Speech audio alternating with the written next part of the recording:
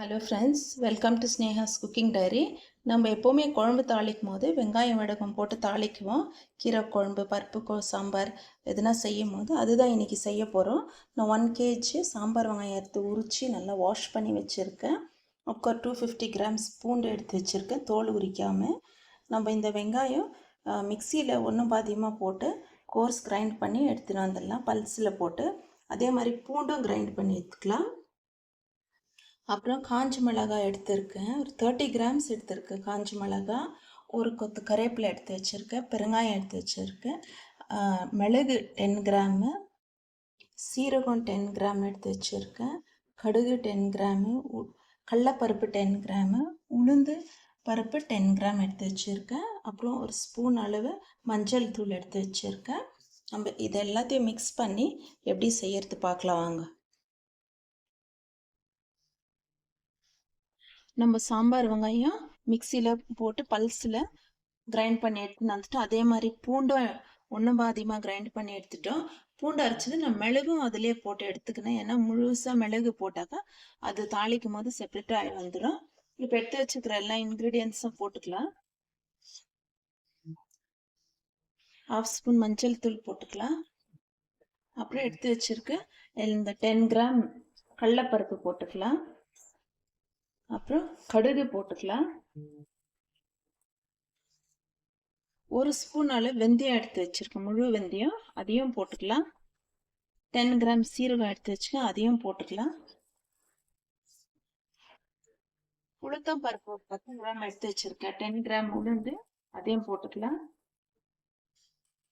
அப்புறம் காஞ்ச மிளகா, அது நான் கிள்ளி வச்சிருக்கேன் சின்ன சின்னதா, பாருங்க இப்படி சின்ன சின்னதா கிள்ளி வச்சிருக்கேன், இதையும் போட்டுக்கலாம்.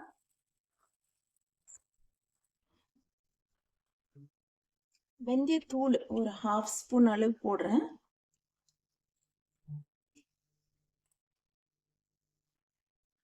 அப்புறம் நம்ம கருவேப்பிலை, நான் கருவேப்பிலை சின்னதாக இருக்கிறதுனால நான் அப்படியே போடுறேன். பெருசாக இலைங்க பெருசாக இருந்தால் நம்ம வாஷ் பண்ணி கட் பண்ணி போட்டுக்கலாம். ஒரு கொத்து கருவேப்பிலை அப்படியே போடுறேன் நான். பாருங்க, இந்த மாதிரி ஸ்மால் சைஸாக இருந்தால் கருவேப்பிலை அப்படியே ஃபுல்லாக போட்டுக்கலாம்.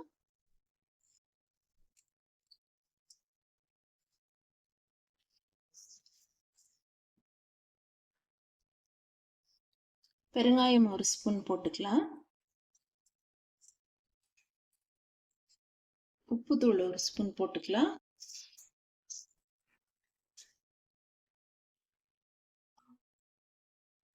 இன்னும் கொஞ்சம் கருவேப்பிலை கட் பண்ணி வச்சிருக்கேன், அதையும் போட்டுக்கலாம்.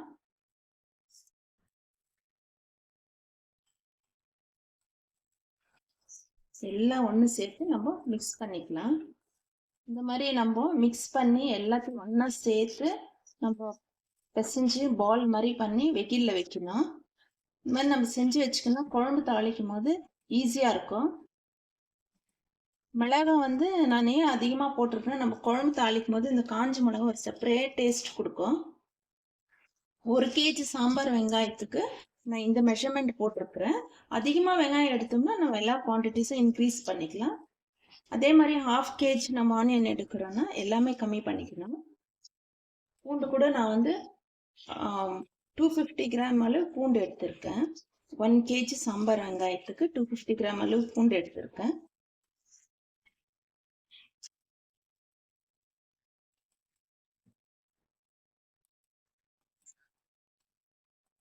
இப்போ இதை நம்ம கையில் பிசைஞ்சுக்கலாம். நம்ம 1 ஸ்பூன் அளவு ஆயில் விட்டுக்கலாம். ஆயில் விட்டுன்னு இதெல்லாம் நல்லா மிக்ஸ் பண்ணலாம். இது ஃபர்ஸ்ட் டே, நம்ம இப்போ மிக்ஸ் பண்ணும்போது இது இப்படி தான் இருக்கும், தண்ணி தண்ணியாக. டெய்லி எடுத்து நம்ம வெயிலில் வைக்கும் போது காய காய அது கம்மியாயிடும். வெங்காயத்தில் இருக்கிற ஈரம் இருக்கிறதுனால இது ரொம்ப அப்படியே வெட்டாக இருக்கும். நம்ம இந்த சைஸ் அளவு நம்ம பால் பண்ணி ஒரு அகலமான தட்டில் வச்சுக்கலாம்.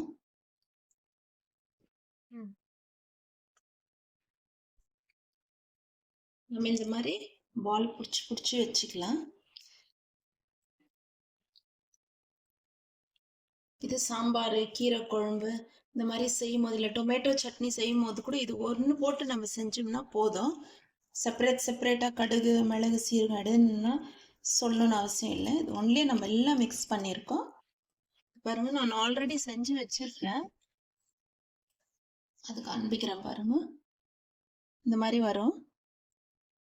ஆல்ரெடி நான் செய்து வச்சது பாருங்க, எவ்வளோ ஹார்டாக இருக்குது. நான் சாம்பாரில் போடுறது நீங்கள் பார்த்துருப்பீங்க. ஆல்ரெடி செஞ்சது இந்த மாதிரி தான் வரும். இது கூட ட்ரை ஆகும் இந்த கலர் சேஞ்ச் ஆகிடும். சைஸும் ஸ்மால் சைஸ் ஆகிடும். ட்ரை ஆக சின்னதாக ஆகிடும். ஓகே ஃப்ரெண்ட்ஸ், நம்ம இது எல்லாத்தையும் நம்ம அதே மாதிரி பால் செஞ்சு வச்சுக்கலாம். நம்ம எல்லா வடகமும் இந்த மாதிரி நம்ம பால் பிடிச்சி வச்சுட்டோம். எனக்கு இவ்வளோ வந்திருக்கு.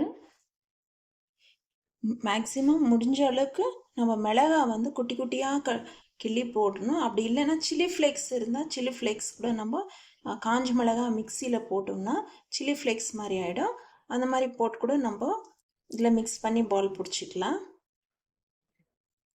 இது பாருங்கள், இப்போ இப்படி இருக்குது. நம்ம எடுத்துன்னு போயிட்டு இப்போ வெயிலில் வைக்கலாம். இந்த டெய்லி நம்ம இன்றைக்கி தான் ஃபஸ்ட்டு டே, டெய்லி நம்ம வெயிலில் வச்சு எடுக்கலாம். ஆனால் க்ளோஸ் பண்ணி வைக்கக்கூடாது, இது ஓப்பனில் தான் வைக்கணும். வெயிலில் வச்சுட்டு மறுபடியும் எடுத்து வீட்டு உள்ளே வச்சுட்டு மறுபடியும் நெக்ஸ்ட் டே மார்னிங் எடுத்து நம்ம வெயிலில் வைக்கணும். ஓகே ஃப்ரெண்ட்ஸ், நம்ம இதை வெயிலில் வச்சுட்டோம். பாருங்கள், வெயிலில் வச்சுருக்குறோம். இது நம்ம நாளைக்கு எப்படி இருக்குன்னு பார்க்கலாம். இது நல்லா காயிட்டோம்.